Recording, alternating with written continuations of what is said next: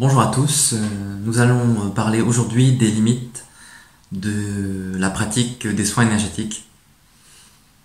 Alors peut-être vous êtes déjà demandé jusqu'où vous pouvez aller, ce que vous pouvez proposer ou là où s'arrête l'efficacité des soins énergétiques.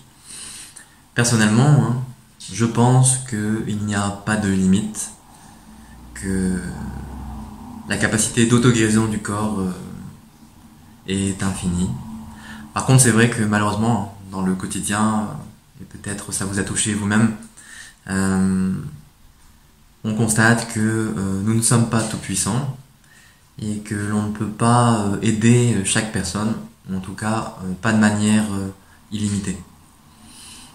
Ceci puisqu'il y a un effet de liberté dans la réalité qui correspond à une expression du vivant et qui va prendre différents chemins.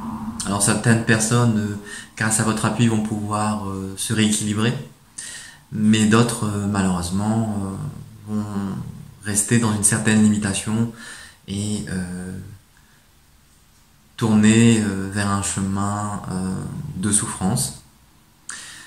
Tout ce que nous pouvons faire parfois, c'est être là et accompagner la personne du mieux que l'on peut, mais nous resterons incapables de la soigner complètement.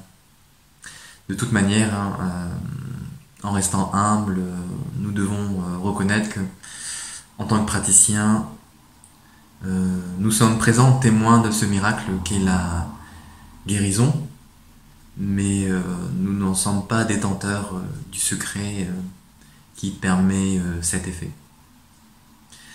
Du coup, est-ce qu'il y a des problèmes, des maladies, des douleurs pour lesquelles il vaut mieux éviter de pratiquer?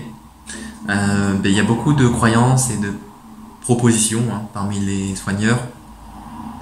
Comme je le disais tout à l'heure, moi je pense qu'il n'y a pas de limite, simplement c'est vous qui constituez vos propres barrières. De même que les critères de vie de la personne peuvent jouer. Par exemple, si vous aidez une personne qui a des problèmes d'acidité et de remontée gastrique, mais que cette personne ne fait que se nourrir dans des fast-foods, eh bien, vous allez peut-être pouvoir la soulager momentanément, l'aider un minimum, mais forcément par son attitude de vie, elle va retomber dans les mêmes travers. Et finalement, vous ne serez qu'une béquille momentanée et non pas un soutien durable. Du coup, il y a aussi cette humilité par rapport à l'ensemble de la vie qui nous échappe et dont nous ne sommes pas maîtres.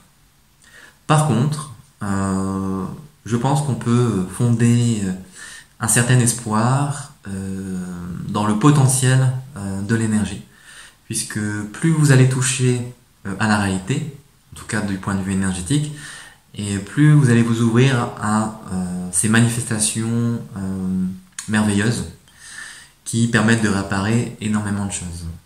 Non seulement le corps, mais également l'esprit. Alors, est-ce que du coup, je peux me lancer par exemple, si je suis magnétiseur, est-ce que je peux aider pour ce qui est brûlure? Est-ce qu'il ne faut pas avoir un don ou une transmission comme le disent certains coupeurs ou barreurs de feu? Alors c'est une question intéressante que je me suis posée, et en expérimentant, à moins peut-être que j'ai eu le don ou la transmission sans le savoir, mais j'ai l'impression plutôt que l'on peut apprendre. C'est vraiment un aspect culturel et d'expérience personnelle.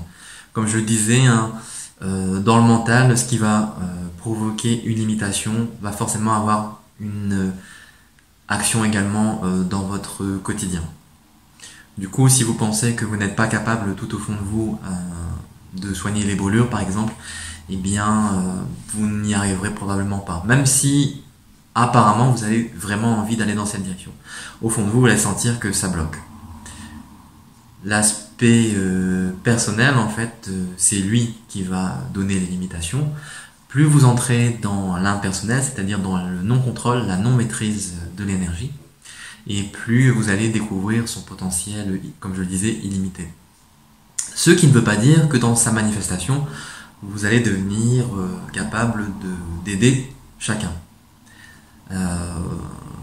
La toute-puissance, je pense, c'est d'accepter sa limite et de travailler comme l'on peut, du mieux que l'on peut, et d'accepter les miracles aussi bien que parfois les déceptions. Et les expériences ne sont finalement ni positives ni négatives, mais simplement l'expression de l'énergie, et donc du réel. Du coup, je vous invite à faire votre propre expérience au sein de la pratique, essayez de vous ouvrir à différentes approches, de rencontrer le plus de personnes possible, de réfléchir, de revenir sur des choses, des blocages qui se sont passés pendant certains soins, et d'observer si vous étiez totalement neutre et s'il n'y a pas quelque chose en vous qui vous a empêché d'accomplir jusqu'au bout votre rôle. Voilà, je vous souhaite une bonne pratique et une bonne recherche. Je vous dis à très bientôt et je vous remercie du fond du cœur de m'avoir suivi.